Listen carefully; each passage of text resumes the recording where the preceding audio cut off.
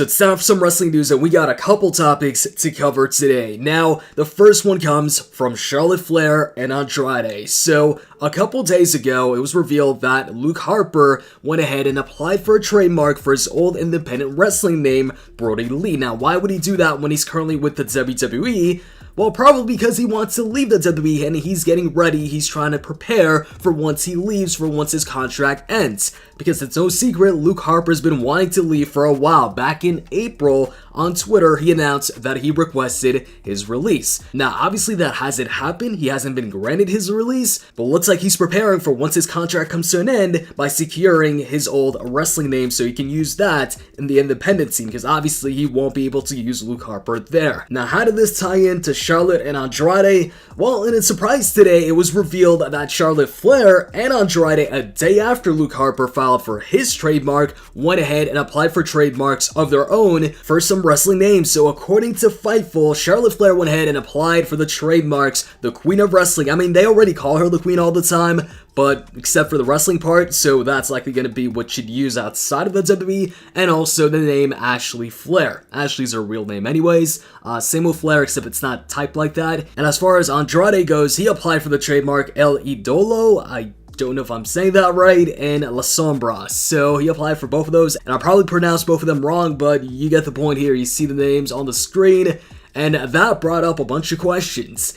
First off, a bunch of people wondering if they're leaving the WWE. Now, in this case, it's probably not the case. Because, I mean, Charlotte Flair, let's face it, why would she want to leave when Charlotte Flair is one of the top in the WWE? She gets constant championship run after championship run. She's one of the top in the women's division. She's probably not going to leave until, at the very least, she gets 16 title reigns just like her dad. I'm sure that's the goal there. As far as Andrade goes, though, he might have a case. He might consider leaving. I mean, it seems like they give him a push, they stop pushing him, they give him a push again. It's like they don't know what to do with him, so he might see value in just leaving and going somewhere else where they might use him better than the WWE does. But what this probably is number one, they're applying for these trademarks probably to get the attention of the WWE, so WWE's like, oh, their contracts are coming to an end, they applied for these trademarks, maybe they're thinking of leaving, let's offer them more money. Just like Randy Orton, teased that he might go to AEW, only to sign a new contract shortly after. So this might be the case here, make WWE think you might leave, so they offer you more money. And option two, they're just doing this to be safe,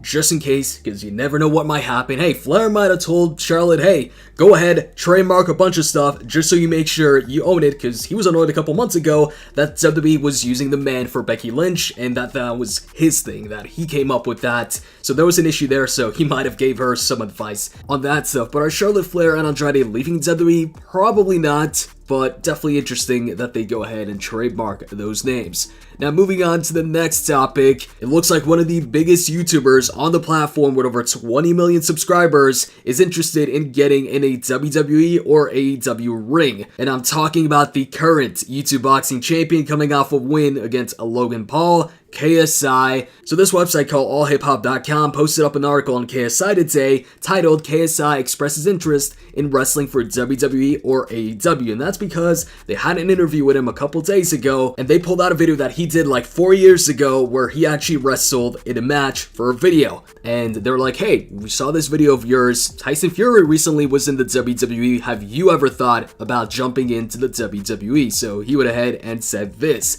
Oh wow, I'm surprised you saw that, referring to the video that they showed him. I like doing that type of stuff, of course. I'm always open to doing WWE, AEW, or whatever organization there is. I've been a fan for years. Man, that's my childhood. I used to watch Stone Cold Steve Austin, The Rock, Hulk Hogan's thing, Mick Foley, Mankind, The Undertaker, all these guys. Triple H, I'm a fan, so it'd be a dream come true to fight in the WWE. It'd be a bit too mad for me. I think at that point, I'd probably need to check into hospital just to check that I'm sane. So a couple things about this. Him being a fan and wanting to participate in the WWE or AEW or just wrestling in general, that doesn't come as a huge surprise, because in the past he would post up videos playing the WWE games. And also in a video I think a couple months back or a year back, he was watching Botchamania on his PC. Now, as far as the chances of this actually happening, I definitely think it could. I mean, they did big numbers pay-per-view wise in his boxing match against Logan Paul the first time and the second time. On top of that, he's got 20 million subscribers on YouTube. His videos get millions of views. So he's got the numbers. He's pretty popular. He could possibly bring some new viewers to whichever show decides to bring him in. He's interested. He's a fan. So really all that needs to happen is for either WWE or AEW to go ahead and put out an offer. Honestly, I could see them going ahead and bringing him in for a small little segment on either Raw or SmackDown or something like that. But anyways, on to the third topic, the Wednesday Night Wars. So NXT versus AEW. The ratings for last week got delayed because of Thanksgiving, and so the ratings finally came out today. Here are the results. So first off, I'm going to start it off with NXT. NXT got 810k viewers. Pretty good. It really seems like what they did with NXT prior to Survivor Series and at Survivor Series, really featuring NXT as a dominant brand, actually boosted up the numbers for NXT. When Triple H announced that, hey, on NXT, it's going to be an open door, any Raw SmackDown superstar can show up, that same NXT went ahead and beat AEW for the first time when it came to ratings. And this week, once again, they've got a strong number, 810k. But what about AEW? So when it comes to AEW, they went ahead and got 663k viewers. So NXT wins 2 weeks in a row. AEW, on the other hand, I think just got their worst rating yet. I think that's the worst amount of viewers that they've had so far. And if you ask me, last week's episode of AEW was probably their worst yet. So that might be a big reason why. On top of that, they were having audio issues during the show. At some point, the commentary was pretty bad when they had a guest commentator, and just overall, the show wasn't as good as the previous week's AEW shows. But it's a new week now, it's gonna be a new show, we'll see how they do this Wednesday. Hey, they might bounce right back up and go back to beating NXT when it comes to the ratings. We'll have to wait and see for that. But that sums up today's news in the comments section. Let me know what you guys thought, and if you enjoyed the video, click the like button down below, and I'm out. See ya.